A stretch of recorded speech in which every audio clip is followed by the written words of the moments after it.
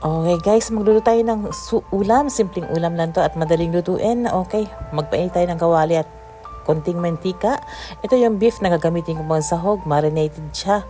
Onion powder, garlic powder, paminta at egg whites, konting soy sauce at konting sesame oil. Nilagyan ko na yan guys. Then konting Shaoxing wine. Okay, mainit na yung kawali. At iprito na natin tong marinated beef na ating gagamitin pang sahog sa ating gulay. Okay.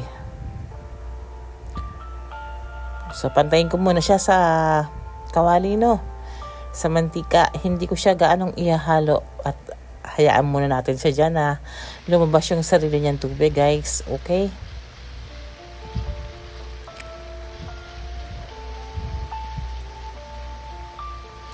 So, ganyan-ganyan lang.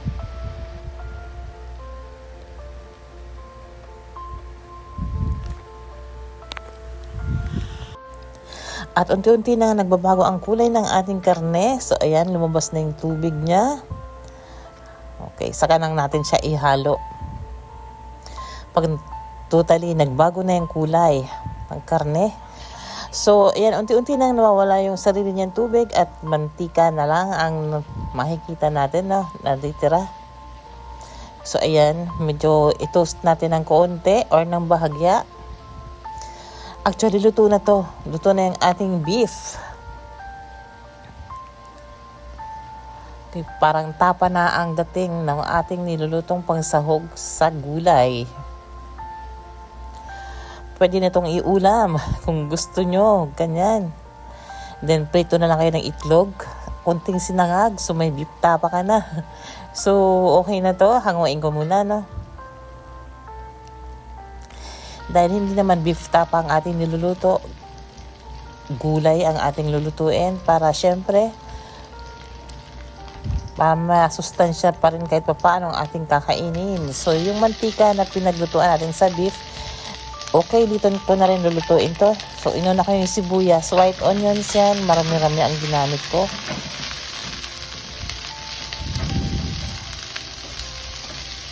Okay, baguhin lang natin yung kulay ng sibuyas, no? Once na nag-caramelize na to, okay na yan.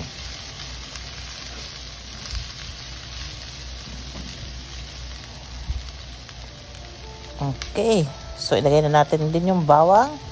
3 butil ng bawang lang yan, tinatad ko ng pino. Mga 15 seconds lang natin ito yung gigisa, yung bawang.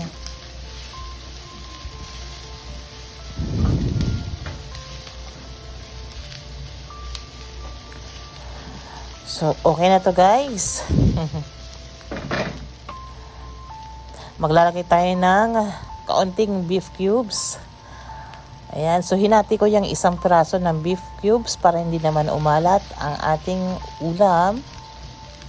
Alam niyo na pag beef cubes talagang may kompleto na yan, no? Maalat na. So, nilagay ko na yung gulay, green beans. Hiniwa ko siya ng ganyan, mga 1 inch lang yung haba. Okay, igisa natin siya for mga 2 to 3 minutes.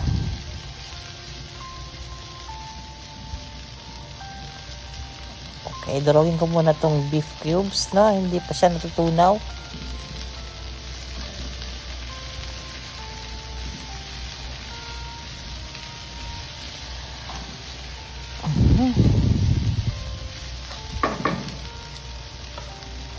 Ayan, so maglagay tayo ng kaunting soy sauce para lang mabago yung kulay ng ating gulay. Ayan, para naman mukhang masarap na masarap talaga. Hindi maputla. Then, lagay na natin yung karne.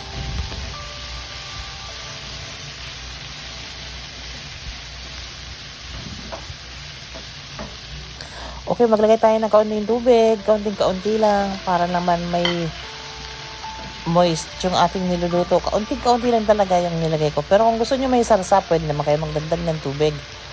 Okay, so nilagay ko na yung bell pepper. Ako hindi na ako mag-add ng tubig, so sakto na yon. Parang hinugasan ko lang yung pinaglagayan ng karne, no?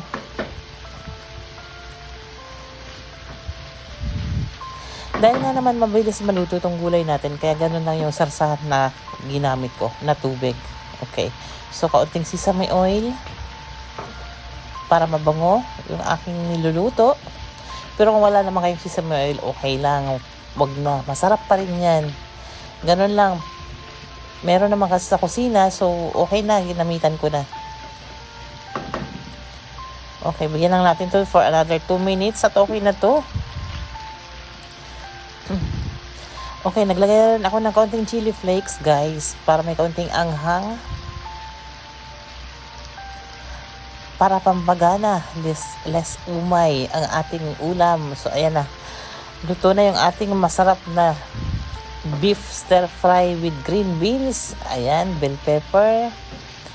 So, kung bago ka lang sa aking channel at di ka pa nakasubscribe, kung gusto nyo man ng mga madaling lutuing ulam, mura at masustansya, ayan, dito na lang kayo. Subscribe kayo sa aking channel. Maraming salamat sa muling pagbisita. Hanggang sa muli, Panlasang Bicolano. So, ito na guys, luto na ang ating masarap na ulam. Beef stir fry with green beans or Baguio beans. Ang bango. Dahil sa sesame oil. Ayan, kung nakita nyo, pwede kayong magluto ni sabay nyo na lang ng soup kung anong gusto nyo soup para naman may kaunti kayong sabaw. Pero gusto ko kasi ganito lang guys. Totally, dalawa lang kami. Kaya sobra na to. So, okay na, kainan na. Maraming salamat sa muling pagbisita. Panlasang Bicolano.